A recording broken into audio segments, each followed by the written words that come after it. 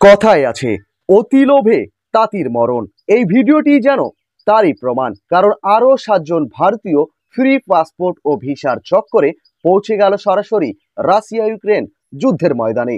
শুধু তাই নয়, সেখান থেকে ভারত সরকারকে তারা একটি ভিডিও বার্তাও পাঠিয়েছে এবং ভারত সরকারকে বলেছে, আমরা হাতে তো বন্দুকই ধরতে জানি না, তবে যুদ্ধ কিভাবে করব, দয়া করে ভারত সরকার আমাদেরকে যেন বাঁচিয়ে নেয়। এখানে আমারও একটি প্রশ্ন রয়েছে, ভাই হাতে যদি বন্দুক নাই ধরতে পারো, তবে ভারতবর্ষের মুসলিমদেরকে কিভাবে মারো? তবে ভারতবর্ষের অসহায় মজলুমদের উপর তোমরা জুলুম কিভাবে করো? আর হাতে যদি অস্ত্র নাই ধরতে পারো, তবে ভারতের মসজিদগুলোকে তোমরা কিভাবে ভাঙতে পারো?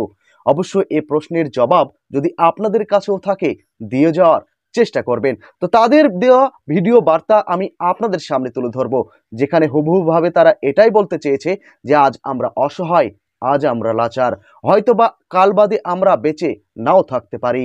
তো যত তাড়াতাড়ি সম্ভব আমাদেরকে বাঁচানোর চেষ্টা করুন। মানে আজ এইটুকুই বোঝা যাচ্ছে, আপনা গালি মে কুত্তা ভি শের হোতা হে। এটাই যেন তারই প্রমাণ বন্ধুরা। তো চলুন একটু ভিডিওটি দেখে নেওয়ার চেষ্টা করি, তারপর এই বিষয়টি সম্পর্কে আরো কিছু কথা আপনাদেরকে বলবো। हम सब साथी रशिया घूमने के लिए आए थे नए साल पर। और हमें यहाँ पर एक एजेंट मिला, उसने हमें यहाँ पर घुमाया फिराया रशिया में। और वो बाद में हमें बोला कि मैं आप सबको बेलारूस के लिए ले चलता हूँ, वहाँ पर आप सबको घुमा फिरा के लाता हूँ। और वो हमें बेलारूस लेकर चला गया। हमें इस बात का नहीं पता था वहाँ पर वीज़ा की ज़रूरत होती है, वो हमें ऐसे ही लेके चला गया। और वहाँ जाकर हमसे वो पैसे मांगने लगा, मतलब जो उसने पहले पैसे मांगे थे हमने वो दे दिए, उसके बाद और पैसे मांगने लगा। हमारे पास और पैसे नहीं थे।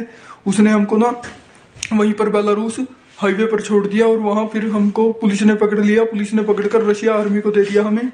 रशिया आर्मी ने हमें पता नहीं कहाँ पर रखा, 3 से 4 दिन रखा।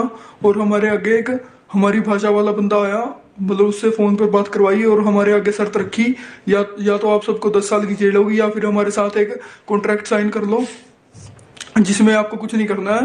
आपको मतलब हेल्पर की जॉब मिलेगी, खाना वगैरह बनाने में, या ड्राइवर वगैरह की कोई ऐसी जॉब मिलेगी, आप हमारे साथ कॉन्ट्रैक्ट साइन कर लो। तो हमने वो कॉन्ट्रैक्ट कर लिया। वो उनकी भाषा में था, हमें नहीं पता था उसमें क्या क्या लिखा है। और उसके बाद उन्होंने हमें ट्रेनिंग सेंटर पर डाल दिया। वहाँ हमें जाके पता चला भी हमारे साथ धोखा हुआ है, उन्होंने हमें आर्मी में भर्ती कर लिया है। वहाँ पर हमारे साथ ट्रेनिंग दी गई।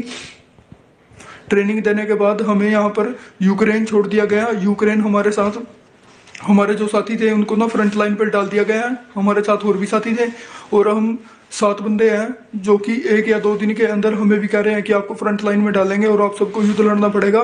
हम बिल्कुल भी युद्ध के लिए नहीं तैयार हैं। हमें किसी को भी अच्छे से बंदूक भी नहीं पकड़नी आती और ये हमें फ्रंट लाइन पर डालना चाहते हैं। हमारी इंडियन एम्बेसी से और भारत सरकार से आशा है। যদিও কোনো অসহায় বিপদগ্রস্ত মানুষকে নিয়ে আমি হাসি ঠাট্টা তামাশা করতে চাই না, কিন্তু বর্তমান ভারতের প্রেক্ষাপট অনুসারে এই কথাগুলি আজ বলতে বাধ্য হলাম যে ভারতবর্ষের মধ্যে মুসলিমদের উপর যে অমানবিক অত্যাচার মোদী সরকার করছে, তার তো ফল তাকে একদিক না একদিক দিয়ে অবশ্যই পেতে হবে। আজ দেখুন সেই রকমই কিন্তু ঘটনা ঘটে যাচ্ছে। কিন্তু আজ আমি একটা জিনিস আশ্চর্য হয়ে যাচ্ছি যে এই অসহায় লাচার মানুষগুলোর কথা কি মোদী সরকারের কান পর্যন্ত পৌঁছায়নি, নাকি মোদী সরকার এটা শুনেও না শোনার ভান করে রয়েছে? কারণ কিছুদিন আগেই তো মোদী সরকার বলেছিল, ভাই ও বহনো हमारे कहने पे রাশিয়া ইউক্রেন কা और रुक गया। তবে কি আজ এই সমস্ত মানুষগুলোর জীবন বাঁচাতে পারছে না? তো যাই হোক, আজকে সম্পূর্ণ রিপোর্টটি নিয়ে যদি আপনাদের কোনো প্রকার মন্তব্য বা প্রতিক্রিয়া থাকে, অবশ্যই একটু জানিয়ে যাওয়ার চেষ্টা করবেন। তো ভালো থাকবেন, সুস্থ থাকবেন। তো দেখা হবে পরবর্তী ভিডিওয়ে।